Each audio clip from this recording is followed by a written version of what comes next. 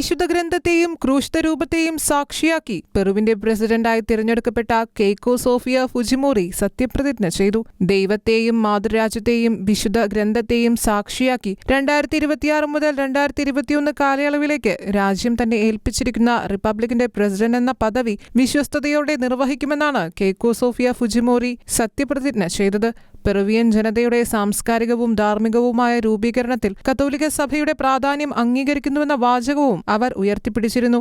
പെറുവിന്റെ ഭരണഘടനാ നിയമപരമായ പാരമ്പര്യത്തിന്റെ ഭാഗമായ പ്രതിജ്ഞ രാജ്യവും കത്തോലിക്ക സഭയും തമ്മിലുള്ള ചരിത്രപരമായ ബന്ധത്തെ വീണ്ടും ഉയർത്തിക്കാട്ടുന്നതായിരുന്നു. രാജ്യത്തെ ഭരണഘടനയും നിയമങ്ങളും ഉയർത്തിപ്പിടിക്കുമെന്നും അവ ശരിയായ വിധത്തിൽ നടപ്പിലാക്കുമെന്നും ചരിത്രപരമായി അരികുവൽക്കരിക്കപ്പെട്ടിരിക്കുന്നവരുടെയും ശാരീരികവും ധാർമ്മികവുമായ ക്ഷേമം സംരക്ഷിക്കുമെന്നും പുതിയ പ്രസിഡന്റ് പ്രതിജ്ഞയെടുത്തു.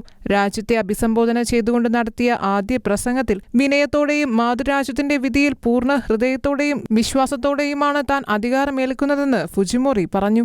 ദൈവത്തിന് നന്ദി പറയുകയും പെറുവിന്റെ സേവനത്തിനായി ആരംഭിക്കുന്ന പ്രവർത്തനങ്ങൾ അവിടുത്തെ കരങ്ങളിൽ സമർപ്പിക്കുകയും ചെയ്യുകയാണെന്നും പ്രസിഡന്റ് കൂട്ടിച്ചേർത്തു. അടിയുറച്ച ക്രൈസ്തവ വിശ്വാസിയായ കെയ്കോ സോഫിയ ഫുജിമോറി പൊതുജീവിതത്തിലും ക്രൈസ്തവ മൂല്യങ്ങൾക്ക് ശക്തമായ പ്രാധാന്യം നൽകുന്ന രാഷ്ട്രീയ നേതാവ് കൂടിയാണ്. International desk, Shekhina news.